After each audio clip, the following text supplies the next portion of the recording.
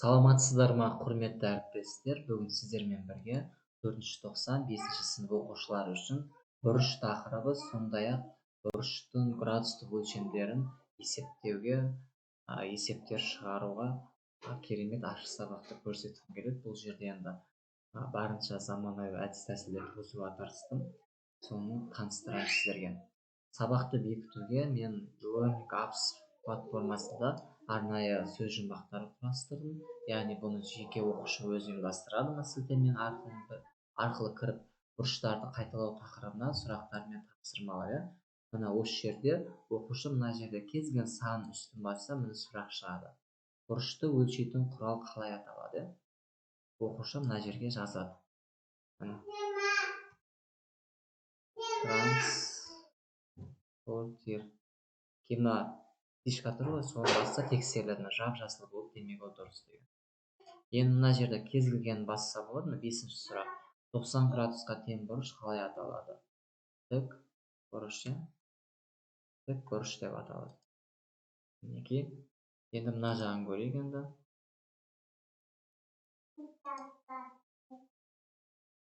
Сәулелер басталатын нүктені бұрыштың несі деп аталады? Төбесі деп аталады. Төбесі міне осылай құрастырады.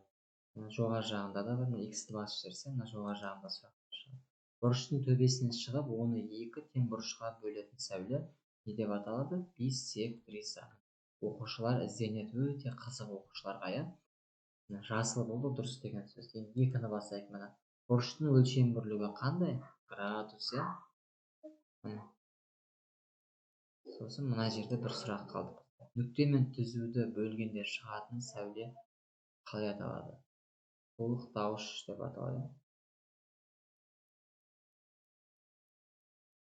Толықтауыш сәулелер деп аталады. Мына жерде үшінші сұрақ қалды. Қабырғалары толықтауыш сәулелер болатын бұрышты қалай атады? Қабырғалар жазыңқы. Жазыңқы. Бізде соңғы сұрақ қалды. 0 градустан үлкен, бірақ 90 градустан кіші бұрыштар қалай аталады? Сүйір бұрыш деп аталады. Мінекей оқушылар ізденеді барынша, сосын кроссвордтарды шешеді. Ең соңында жарайсыңдар менің талантты шәкірттерім деген сөз шығады. Бұл енді бірінші бізде бекітуге арналған. Одан кейін Kahoot. Kahoot'та телефон қажет, яғни бұл жерде жұптық жұмыс ретінде.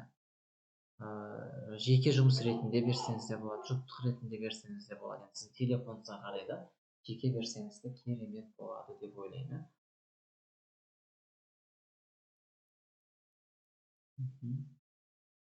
Мына бізде Kahoot. Енді бұған кіру үшін сілтеме арқылы басасыздар.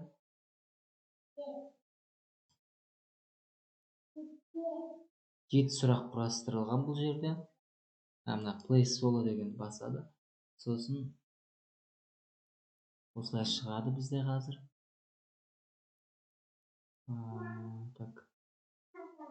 Classic mode деген басасаңыз.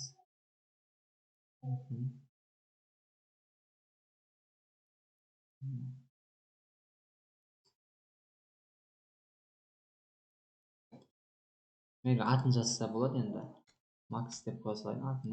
Ең соңында бұл жерде кім қанша балл жинағанын көрсетеді. Сол үшін аты жөнін жазған қажет. Бұрыштарға есептер шығару. Енді басталады қазір. Оқушыларға өте қызық, телефондарында ашылады. Ешқандай қиын емес. Қате тұжырымды табыңыз деген. Градустық өлшемі 89 градус болатын бұрыш сүйір бұрыш. Бұл дұрыс. Мен түнікті үшін қоса да болады, мына жер басып алады. Градус өлшем 45 градус болатын бұрыш сүйір бұрыш. Бұл жерде 179 градус болатын бұрыш қате тұжырым. Барынша тез жауап берсе, ұпайды да көбірек алады. Мына жерде басқа да қарсыластар ойнап жатыр деген сөз. Әркім өзінің атын жазып. Жазыңқы бұрыш 180 градусқа дұрыс па? True деген дұрыс, false деген қате. True деген бұл дұрыс.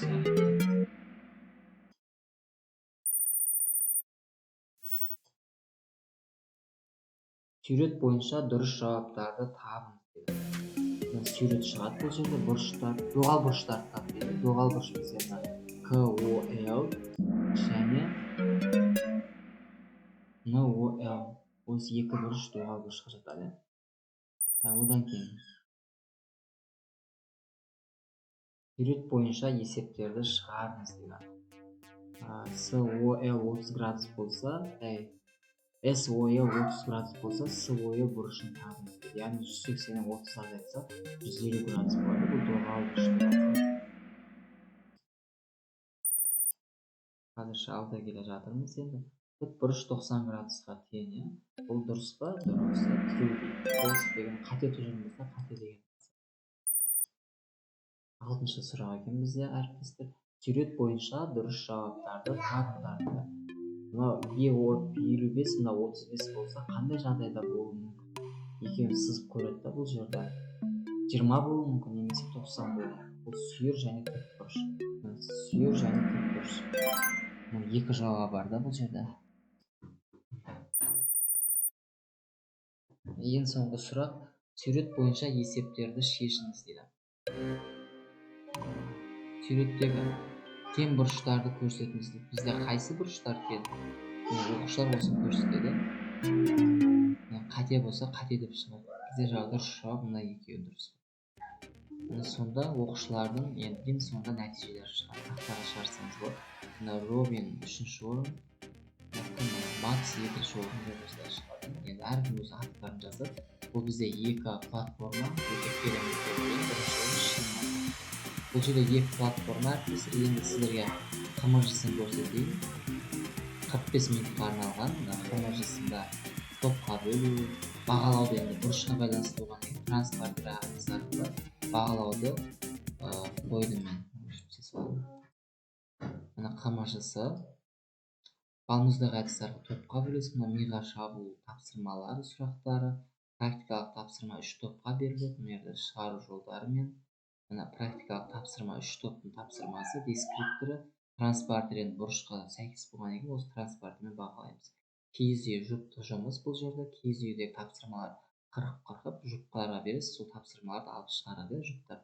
Енді сіздер жұптарға 3 есеп, 4 есеп берсеңіз болады, немесе 6 есебе оқушыларымыздың деңгейіне қарап.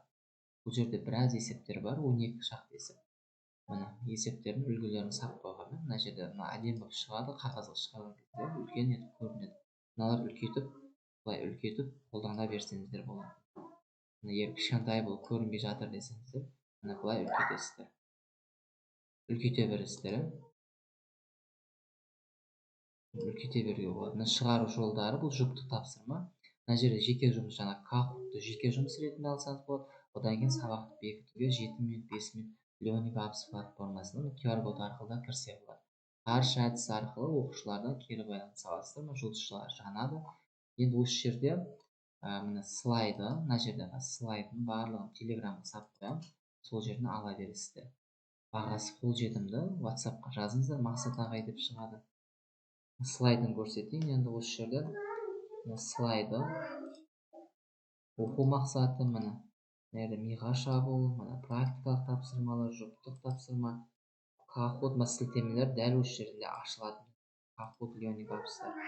Бұл слайды енді топқа бөлу, мына психология арқылы, транспортер бағалау, мына транспортер арқылы бағалайсыздар. Транспортер шығарып, мына стрелкалардың ортасына бетіп, степлермен қадап қойсаңыздар болады, оқушы өздерін бетіп бағалап отырады.